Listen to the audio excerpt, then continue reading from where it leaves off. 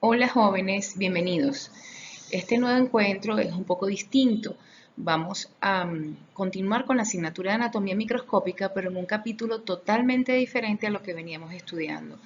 En el primer y segundo bloque y parte del tercero, habíamos abordado todo lo referente al estudio de la histología o anatomía microscópica, pero en el tercer lapso vamos a iniciar el camino por un mundo maravilloso que es el mundo de la embriología, que es el desarrollo del ser humano dentro del útero materno. Y vamos a comenzar con esta primera clase que va a hablar sobre la fecundación y las primeras 3 semanas del desarrollo embrionario.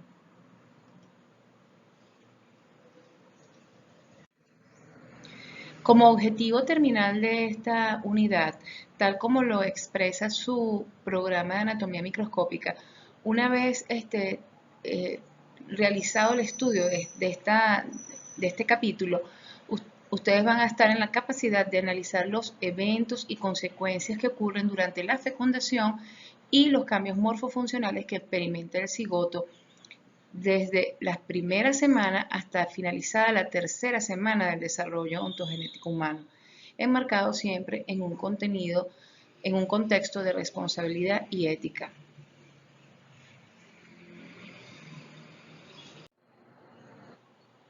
Ahora bien, antes de comenzar el estudio de cada uno de los eventos que ocurren durante la fecundación, es importante que nos ubiquemos anatómicamente, que sepamos dónde están ocurriendo estos hechos. Pero como sabemos que aún no han abordado estos contenidos dentro de la asignatura de anatomía macroscópica, vamos a ubicarnos entonces, les vamos a dar una información general para que estemos claros cómo ocurren dentro de los órganos femeninos cada uno de estos eventos. Como información general, primero vamos a estudiar un poquito sobre el útero, cómo está conformado el útero, cuáles son las capas y cuáles son las partes de él. Este es un corte sagital de un útero de una mujer adulta y van a observar que tiene varias partes. ¿Ok? Tenemos primero tenemos acá el útero que tiene un cuello y este es su cuerpo. Se continúa hacia los lados por las trompas uterinas, que son estas estructuras que son delgadas y anchas en las partes distales. Estas son las trompas de Falopio o también llamadas trompas uterinas. Y en relación con el útero vamos a tener estos dos órganos, que esto sí ya ustedes lo estudiaron en la clase pasada, de gametogénesis, que son los ovarios, las gónadas femeninas. Entonces, a cada lado tenemos un ovario que va a estar íntimamente en relación con la parte más amplia, más ancha de la trompa uterina. Y la trompa uterina es un tubo, un camino que se conecta con la parte más superior del útero, ¿ok? Que es esta zona que se denomina fondo uterino. Ahorita lo vamos a ver en un dibujo adicional. Tenemos entonces hacia acá el cuello que se conecta con la vagina. Si lo vemos directamente en nuestra cavidad pélvica, esto sería una visión laparoscópica, que es un aparato que se utiliza para ciertas intervenciones quirúrgicas en las que no es necesario abrir completamente el abdomen, sino que sencillamente se abren unos pequeños agujeros por el cual se mete un instrumento especial que tiene una cámara en su parte distal y que con ella podemos visualizar en vivo todos los órganos internos que tiene nuestro cuerpo. En este caso, esta es una visión laparoscópica de la cavidad pélvica y podemos entonces observar cómo se ve en vivo el útero con las trompas y los ovarios que tienen esa coloración perlada. ¿Ok? Las trompas y los ovarios y los ligamentos que los sostienen. A continuación podemos ver con mayor detalle cada uno de los elementos que constituye el útero. El útero es un órgano hueco que tiene una cavidad, tiene una forma de pera y la mayor parte del órgano está constituido por el cuerpo, mientras que en la parte superior tenemos otra de sus porciones que se denomina fondo. Y En conexión con la vagina está la tercera porción que se denomina cervix o cuello uterino. En el grosor de la pared del útero podemos identificar tres partes, tres capas. Una, que es la que tapiza el interior de la cavidad uterina, que es la denominada endometrio, y es una de las que más nos interesa para explicar todo lo referente al embarazo, y lo vamos a ir nombrando más adelante cuando estemos estudiando las fases de la implantación. Entonces, el endometrio es esa capa interna que reviste todo el útero y que da hacia la cavidad endometrial o cavidad uterina y se denomina endometrio.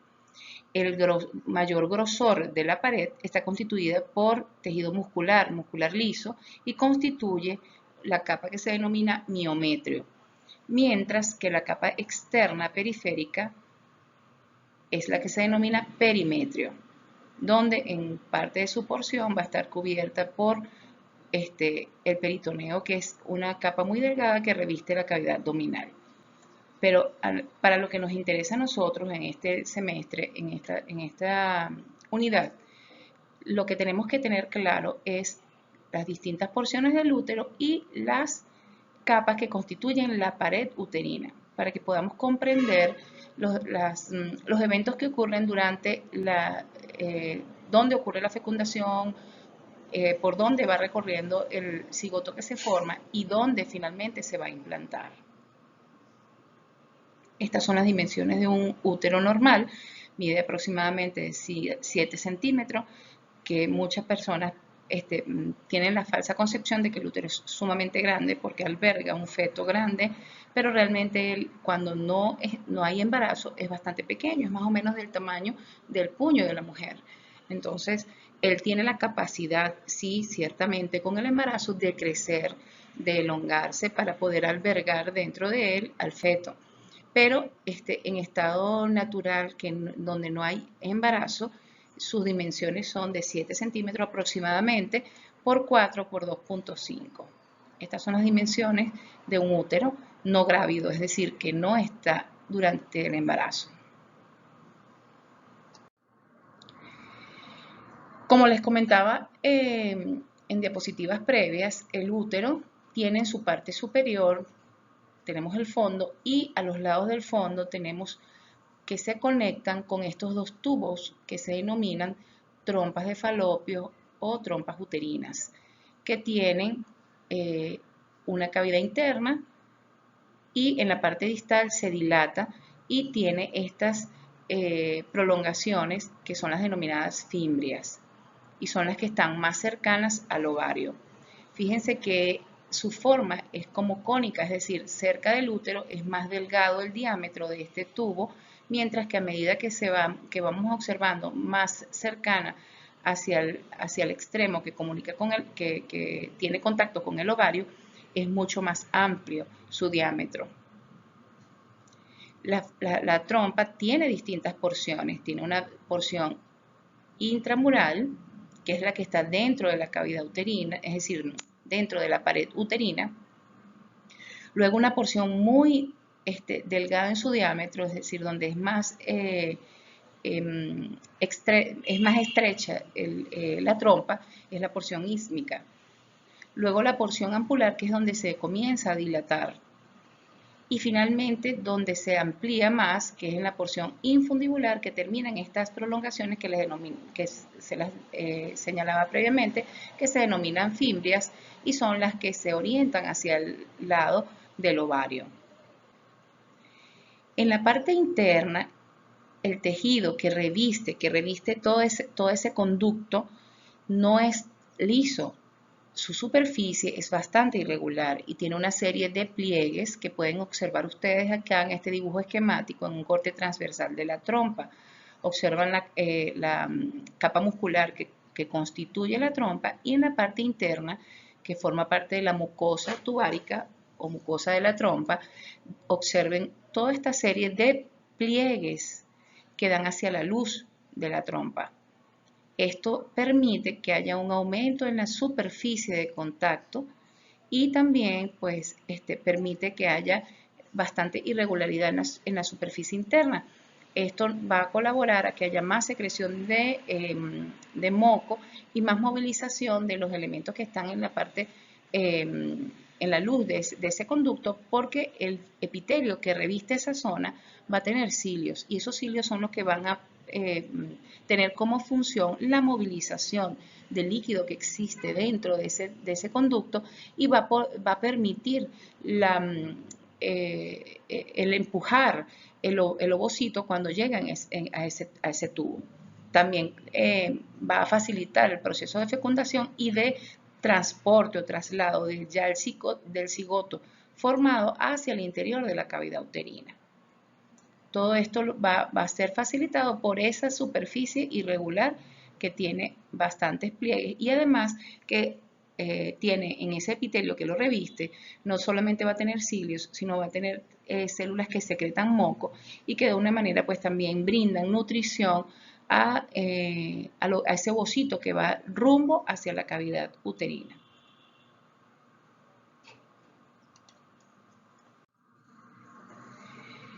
Como información general, ya nos ubicamos anatómicamente dentro de lo que viene a ser el útero y las trompas, ya para que conozcamos los términos a la hora de mencionarlos cuando ocurre el proceso de fecundación y cuando ocurre el proceso de implantación. Pero antes de que pueda ocurrir una fecundación, deben también llevarse a cabo unos eventos importantes tanto en el hombre como en la mujer. En el caso de la mujer debe ocurrir una ovulación. La ovulación es la expulsión de la célula que aporta la mujer para formar ese posible embarazo. Para que ocurra ovulación debe haber un efecto de unas hormonas que están en nuestro cuerpo que se llaman la hormona estimulante de los folículos y la hormona luteinizantes. Sus siglas son FSH y LH. Uno de los folículos que está en el ovario va a crecer de manera predominante, ya ustedes más o menos estudiaron esto en el tema pasado de gametogénesis. Uno de los folículos de Graf va a crecer más que los demás y se va a convertir en el folículo dominante. Ese folículo puede llegar hasta un diámetro de 25 milímetros y lo podemos observar fácilmente por una imagen ecográfica como lo ven acá. Esta es una fotografía de lo que nosotros podemos observar a nivel pélvico a través de un ecosonógrafo transvaginal. Y podemos ver, este es el ovario y este que está acá viene a ser el folículo de Graf que está dominando y cercano a la ovulación. Puede llegar a medir, como les comentaba, hasta 25 milímetros. El ovocito va a completar su meiosis 1 y comienza la meiosis 2, pero se detiene en la metafase, ¿ok? Y no se va a completar esa metafase hasta tanto no exista un contacto con el espermatozoide y ocurra la fecundación. Es decir, para que ocurra una finalización de la meiosis 2 es imprescindible de que ocurra allí en ese ovocito que haya una fertilización por el espermatozoide. En el ovario se va a observar esta imagen que ustedes ven acá, esta fotografía, es una imagen laparoscópica, como les comentaba, se observa a través de una cámara dentro de nuestra cavidad abdominal y pélvica.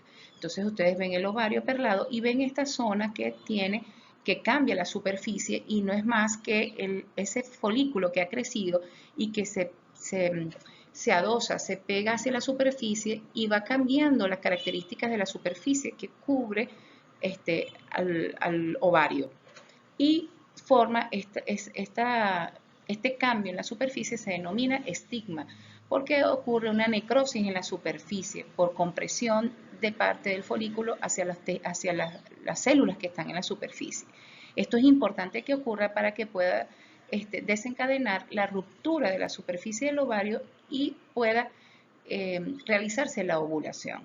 Entonces ocurre una necrosis, una digestión enzimática de la superficie de ese ovario y también hay unas contracciones musculares de la parte superficial del ovario, lo que predisponen y hacen posible que haya una expulsión del ovocito. Pero no se pierde solo el ovocito. En el momento de la ovulación vamos a ver que se expulsa el ovocito 2, que como ya les dije está detenido en la meiosis 2, específicamente en la fase de metafase, va a estar rodeado por la corona radiada, se expulsa también ese líquido que estaba en el folículo de Graf y el cuerpo polar. ¿Ok? Todo esto se expulsa durante la ovulación. Aquí podemos observar distintas fotografías, algunas recreadas y otras de imagen directa por la laparoscopio, es decir, son imágenes reales de la superficie del ovario en el momento de la ovulación. Fíjense cómo crece el folículo y protruye de la superficie ovárica y cambia las características de la superficie ovárica. Esta parte que ustedes ven es el folículo y luego de que ocurrió la necrosis en una de las porciones, comienza la expulsión del ovocito. Como lo ven acá, que se ve muy hermoso, esas son fotografías de tejido real, de ovario real, a través de una laparoscopia. Y aquí también una fotografía de la recreación de lo que es la expulsión del ovocito, igual que acá. Fíjense que se pierden las células de parte de la corona radiada, parte del líquido, todo eso se expulsa, como les comentaba en la diapositiva anterior. Ahora, una vez que el ovocito es expulsado, ocurre una serie de eventos hormonales locales, es decir, en esta zona del ovario se secretan varias marcadores que permiten que la trompa, es decir, le avisan a la trompa de alguna manera que debe acercarse al ovario. Entonces la trompa es un proceso realmente maravilloso, como se ha podido de hecho grabar en vivo, cómo la trompa es atraída hacia la superficie del ovario y con las fimbrias va haciendo este movimiento de succión sobre la superficie ovárica para tratar de hacer movimientos peristálticos y que hagan que el líquido que está en la superficie absorban hacia el interior de la trompa el líquido que está allí y al ovocito que se acaba de expulsar, evitando de esta manera que ese ovocito se pierda y caiga en el fondo de la cavidad pélvica o en la cavidad abdominal. Entonces, todo lo que se secreta a este nivel y todas esas sustancias quimiotácticas, pues lo que hacen es que la trompa se acerque a esa superficie y esos movimientos de la fimbria hacen que se succione el ovocito hacia el interior de todo lo que es el conducto tubárico. Él comienza un recorrido, comienza a pasar por el interior de la trompa buscando orientarse hacia el interior de la cavidad uterina, hacia la cavidad endometrial. Esto ocurre pues posterior, por supuesto, a la ovulación y va recorriendo este camino. En este camino, como les comentaba también previamente, el epitelio que reviste todos esos pliegues de la trompa van a tener en su superficie las especializaciones apicales que son los cilios, y los cilios son los que permiten ese movimiento ondulatorio, ese movimiento de barrido que hace que el líquido se mueva es decir, en dirección hacia el interior de la cavidad endometrial. En este sentido, fíjense que aquí en esta fotografía ustedes ven el ovocito y todo esto que parece como algo, como una superficie de felpa, es sencillamente la recreación de la superficie de los epitelio tubárico, donde se observan todas las proyecciones de esa especialización apical que son los cilios. Entonces, esos cilios hacen ese movimiento de barrido, todos dirigiéndose hacia la cavidad endometrial. Él está en ese momento buscando conseguirse o encontrarse con los espermatozoides.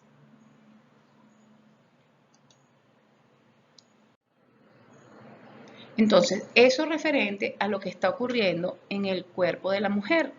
Ahora, al momento de un coito o una relación sexual, en el momento, es decir, debe ocurrir, por supuesto, una eyaculación y un depósito de los espermatozoides en el aparato reproductor femenino para que puedan estos espermatozoides dirigirse hacia ese sitio donde se encuentra el ovocito. Ahora, ¿qué es importante con respecto al varón? En el eyaculado, vamos a hablar un poquito del eyaculado. El eyaculado es lo que expulsa el hombre durante el coito, durante la relación sexual o durante el final del clímax. Él va a tener una expulsión a través del pene de lo que se denomina, es decir, lo que se habla de cuando se menciona eyaculación o eyaculado, es el líquido que sale a través del pene. Ahora, ¿qué es ese líquido? Ese líquido tiene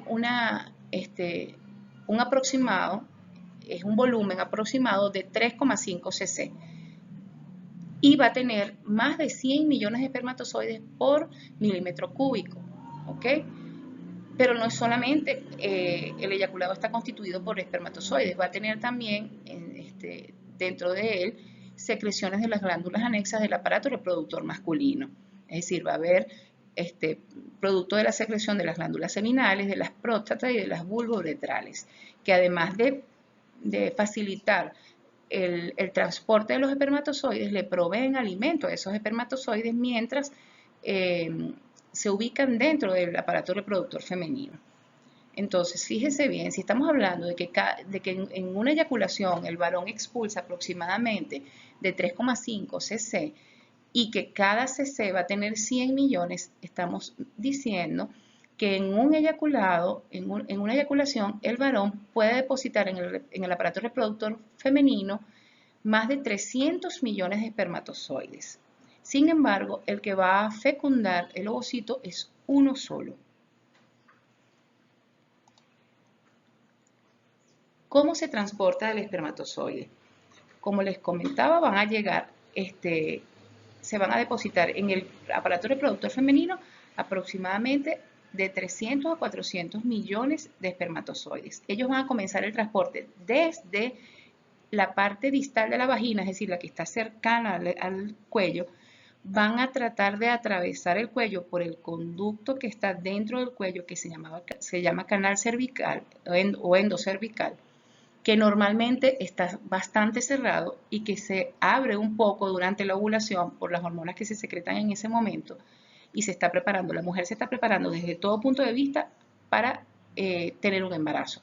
Entonces, no solamente ocurre la ovulación, sino que durante la ovulación también va a haber unos cambios en su aparato reproductor y uno de los cambios es que ese canal endocervical, que normalmente se encuentra cerrado, se abre un poco más para permitir el paso de los espermatozoides. Entonces los espermatozoides se depositan en el fondo de la vagina, cerca de la entrada del cuello uterino, y ellos, con este movimiento que ustedes están viendo acá, de este espermatozoide, es un movimiento de la cola en forma de espiral, es el que va a permitir que ellos se transportan por todo el aparato reproductor masculino. Además, lo va a ayudar ciertas contracciones musculares, tanto del útero como de la vagina y del cuello uterino. Es decir, la mujer durante el coito pues también libera ciertas hormonas que hacen que todo el aparato reproductor tenga ciertas contracciones musculares que también ayuden a la propulsión de este semen hacia dentro de la cavidad uterina y en la búsqueda de que el espermatozoide tenga el contacto con el ovocito.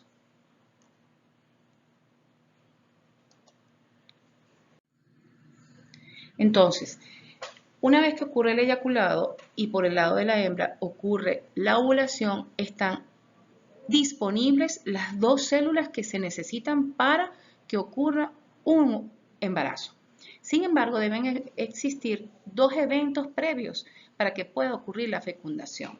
¿Cuáles son esos eventos? Esos eventos son la capacitación y la reacción acrosómica. Esto debe ocurrir en el espermatozoide. ¿Okay? Si el espermatozoide no experimenta estos dos eventos, no va a tener la capacidad fecundante, no va a poder fecundar el ovocito por más que esté a su lado. Entonces, ¿qué es lo que ocurre?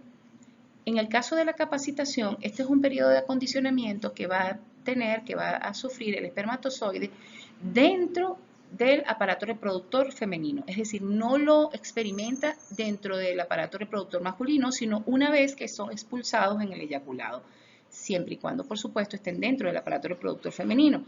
Entonces, al estar allí va a haber cierta preparación que se denomina capacitación y este proceso de capacitación consiste en la eliminación de las glicoproteínas de la región acrosómica del espermatozoide. Y para eso es necesario una serie de elementos que están presentes dentro del aparato reproductor femenino. Lo otro que debe ocurrir es la reacción acrosómica. ¿Qué ocurre en la membrana que está en la parte superior del acrosoma del espermatozoide? Y esto va va a poder ser posible en el momento en que tiene contacto ese espermatozoide con la membrana pelúcida, es decir, no ocurre antes, sino una vez que tiene contacto el espermatozoide con el ovocito y luego que separa ciertas células, y que lo vamos a ver más adelante, cuando tiene contacto con la zona pelúcida, va a tener un cambio, una liberación de todas las enzimas que se encuentran en ese capuchón acrosómico, y es a lo que se denomina reacción acrosómica. Pero si no ocurre esa reacción acrosómica, tampoco va a poder penetrar completamente el ovocito y por lo tanto no va a poder ocurrir la fecundación.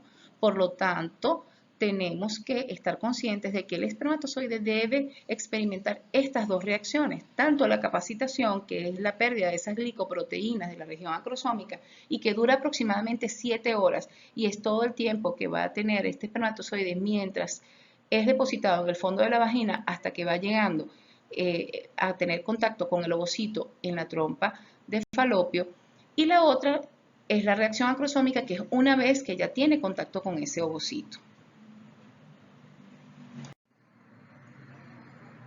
Aquí les muestro en forma dinámica pues cómo ocurre ese contacto con una serie de espermatozoides y el ovocito. Sin embargo, es uno solo el que va a poder penetrar y comienzan a ocurrir los cambios propios después de la fecundación. Una vez que entra el espermatozoide es que ocurre la fecundación, y fíjense que comienza la división de las células dentro de él. Eso es lo que vamos a estudiar posteriormente nosotros, ahora que comencemos a hablar de la fecundación.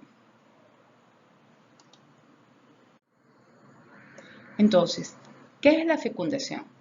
La fecundación es una secuencia, una serie de fenómenos, de eventos que se inician con el contacto del espermatozoide con el ovocito secundario, ¿ok?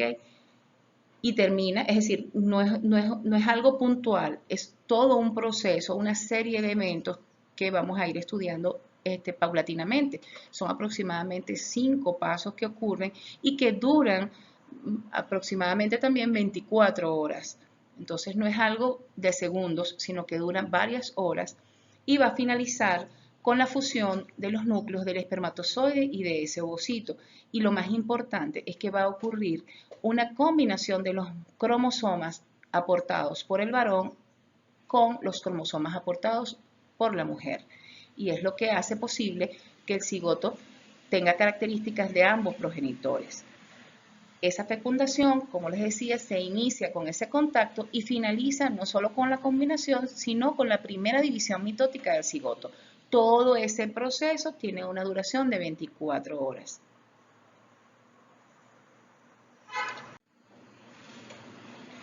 Ahora bien, ¿dónde ocurre esa fecundación?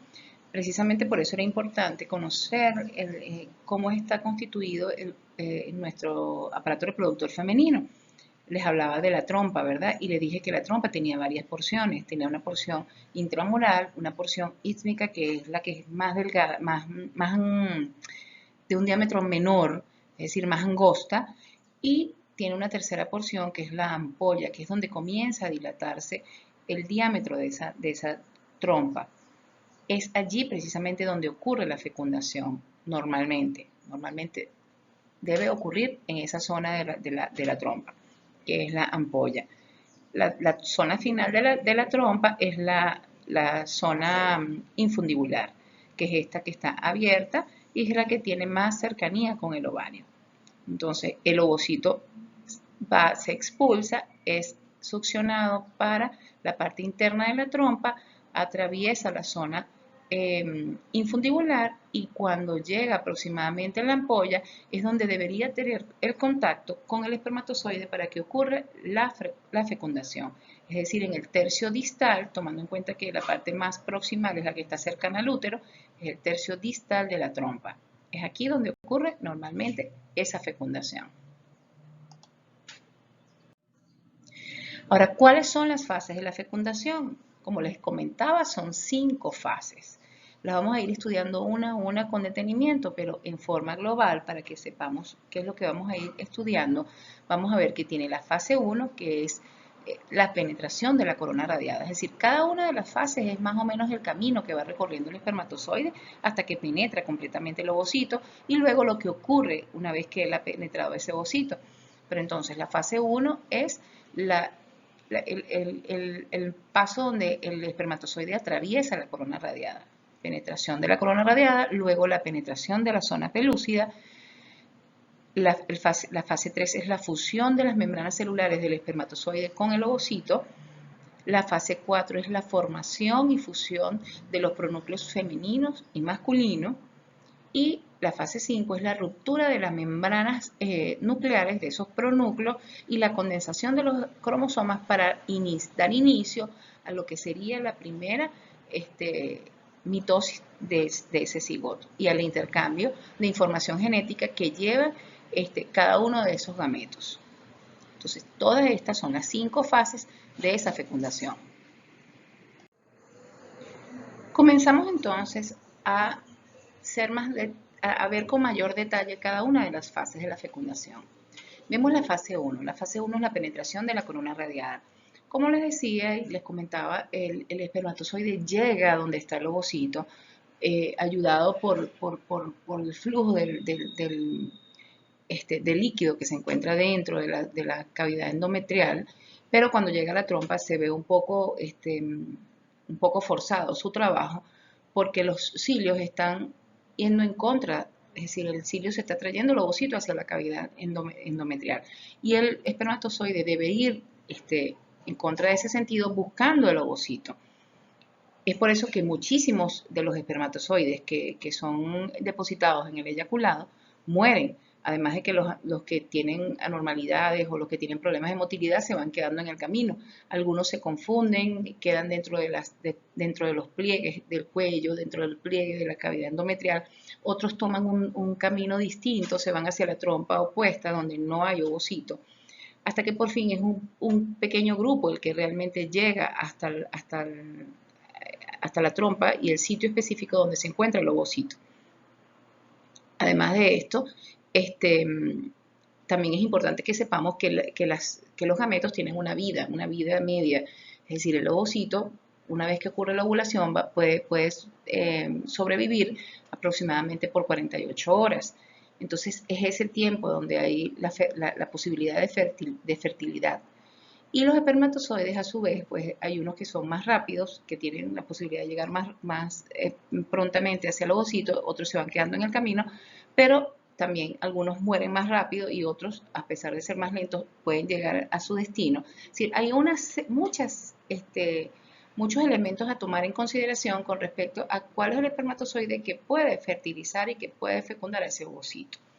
Pero una vez que llega al contacto con el ovocito, el espermatozoide o esta serie de espermatozoides que tienen el contacto con esta célula, lo primero que tienen que hacer es atravesar la primera capa que va rodeando a ese ovocito, que es la capa, que es la corona radiada, que fue la que se expulsó cuando se salió de ese folículo de Graf y se expulsó durante la ovulación.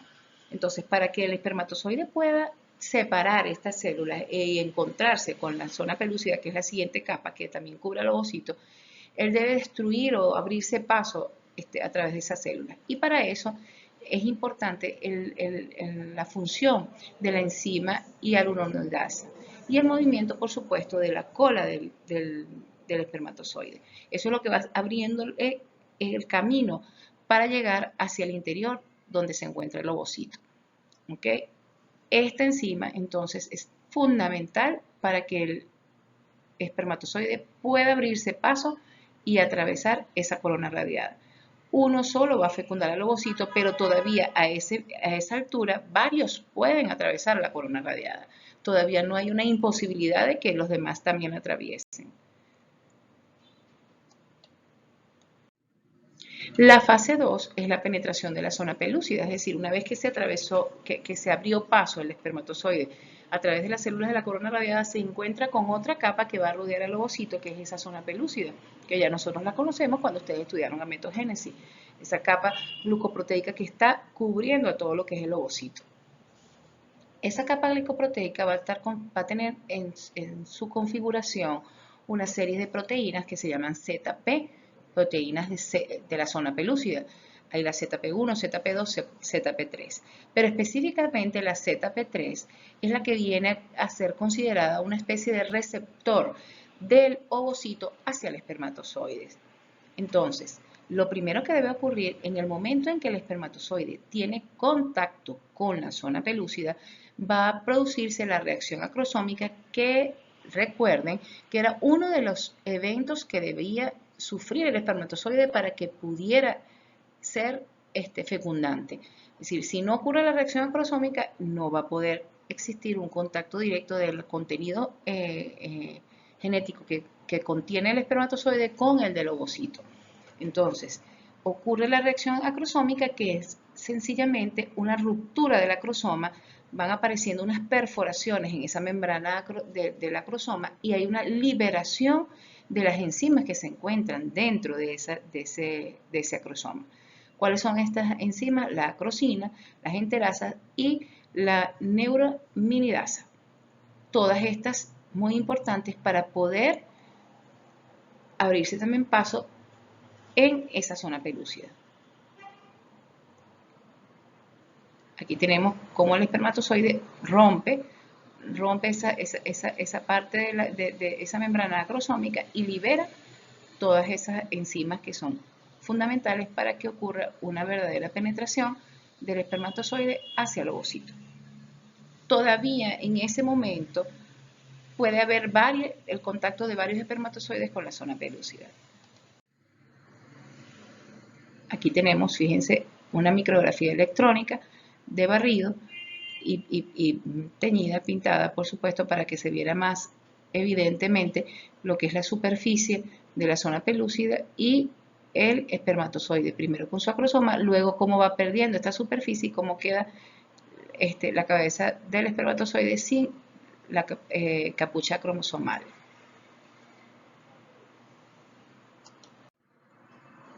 Aquí tenemos un esquema sobre lo que vendría a ser las ZP, es decir, los carbohidratos que se pueden conseguir y los oligosacáridos que están en la superficie de esa zona pelúcida y que le brindan esa estructura tridimensional que va a formar como una especie de receptor hacia el espermatozoide.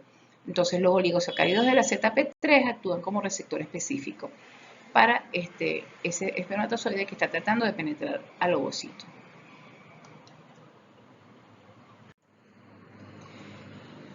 Una vez que ocurre la reacción acrosómica, van también a ocurrir dos elementos importantes, que es la reacción cortical y reacción de zona.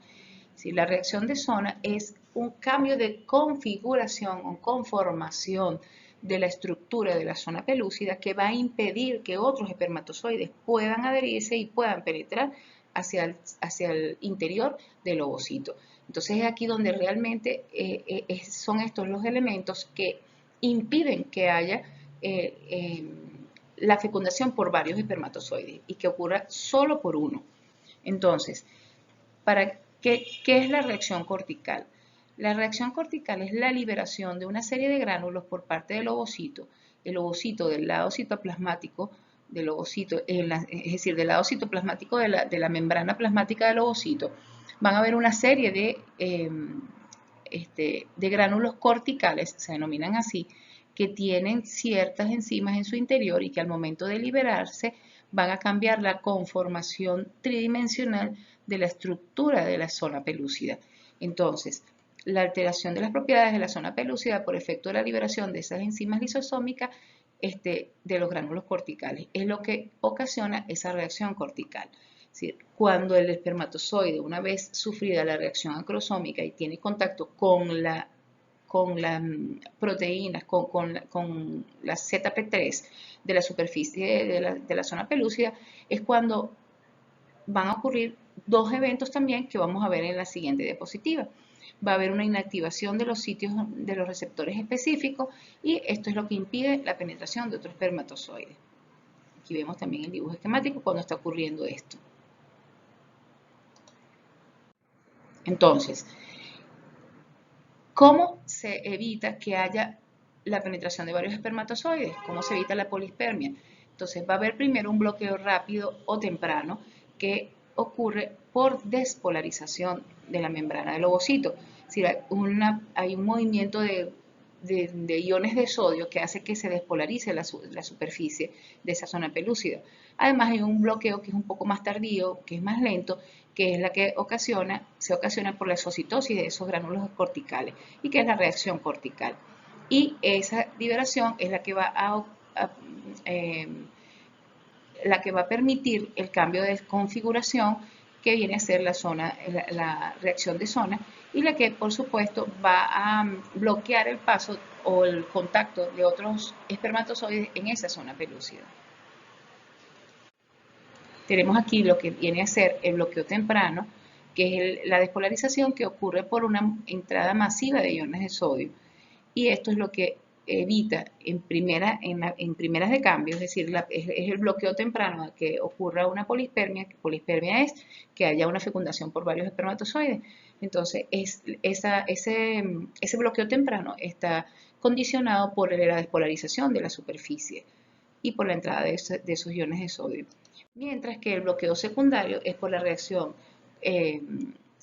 de los gránulos corticales, la reacción cortical, donde se liberan las enzimas que se contienen en esos gránulos y es lo que va a cambiar esa conformación tridimensional de estas proteínas ZP3. Esto hace que, por supuesto, ningún otro espermatozoide tenga la posibilidad de fusionarse a esa ZP3 y que pueda penetrar. ¿Que hay casos donde ocurre? Sí puede ocurrir errores en este proceso, pero cuando ocurre una polispermia, pues va a ocurrir, lo más seguro es que haya una muerte del embrión que se está fecundando porque hay demasiada carga, demasiada información genética. Eso lo estudiarán ustedes, por supuesto, mucho más adelante, cuando comiencen a ver los problemas en genética. Pero los eventos normales, lo que ocurre normalmente durante la fecundación es que se lleven a cabo estas reacciones, tanto el bloqueo temprano con la despolarización como el bloqueo tardío con la reacción cortical y la reacción de zona que impide finalmente que haya una polispermia o que haya una fecundación por más de un espermatozoide. Aquí tenemos entonces un dibujo esquemático también donde está el espermatozoide, donde hay el contacto con el ovocito, con la zona pelúcida, con la proteína ZP3 y cómo empiezan a degranularse o a liberarse por exocitosis el contenido de estos gránulos corticales. Y entonces fíjense cómo cambia la estructura tridimensional y eso evita que cualquier otro espermatozoide pues se fusione a esa zona. Pasamos entonces a la fase 3 de la fecundación. En esta fase va a ocurrir una fusión de las membranas plasmáticas del ovocito con la del espermatozoide. Se fusionan ambas membranas plasmáticas y hace que entre parte del espermatozoide, pero las membranas se quedan fusionadas. ¿Ok? ¿Dónde ocurre esa fusión? Se fusiona la membrana del ovocito 2 con la membrana que cubre la parte posterior de la cabeza del espermatozoide. ¿Okay?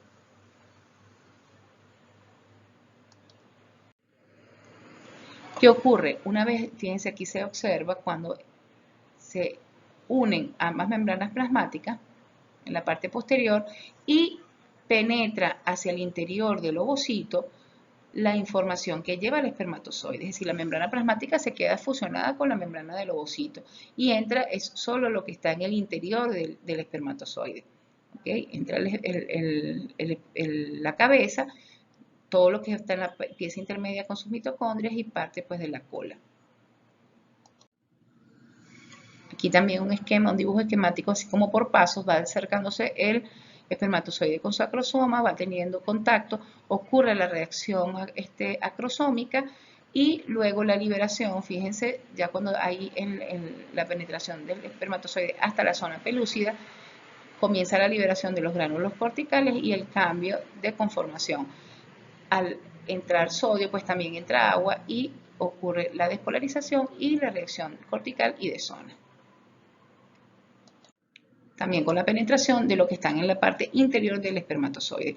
Aquí igual, más o menos la misma información en distintos dibujos esquemáticos para que quede claro cómo es más cerca, un acercamiento de lo que va ocurriendo en la cabeza del espermatozoide y el contacto con las distintas estructuras y la liberación de los gránulos.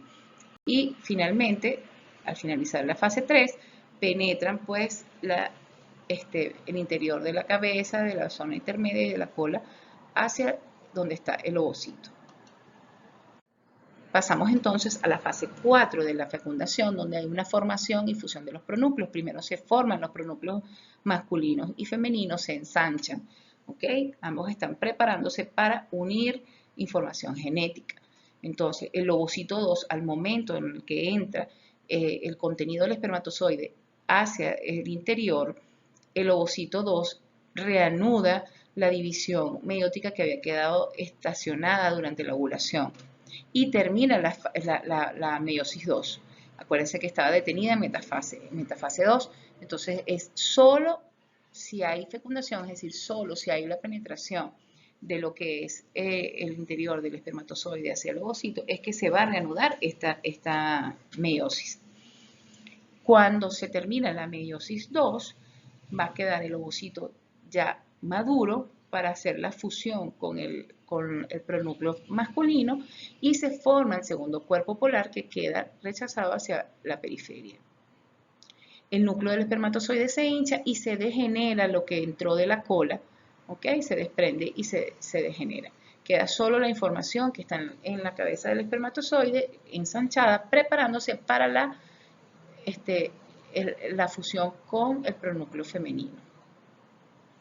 Todo esto dentro de la zona pelúcida. Todavía permanecemos con zona pelúcida. Aquí tenemos un dibujo esquemático donde se ve la fusión de ambos pronúcleos, pero además también tenemos una micrografía electrónica de barrido donde se observa la zona pelúcida y ambos pronúcleos dentro del ovocito comenzando a fusionarse.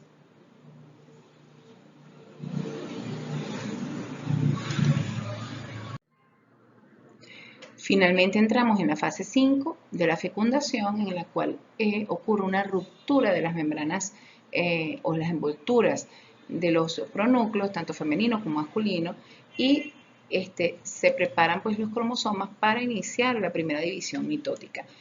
Fíjense que pierden sus envolturas nucleares, ya una vez replicado el ADN, se disponen en la parte media, que es el uso, en la parte del uso, y se están preparando ya para la segmentación, que es la división mitótica del cigoto. Hasta aquí estamos estudiando las 5 fases de la fecundación. Lo vamos a dejar hasta acá y en un próximo video vamos a continuar con la información de esta clase.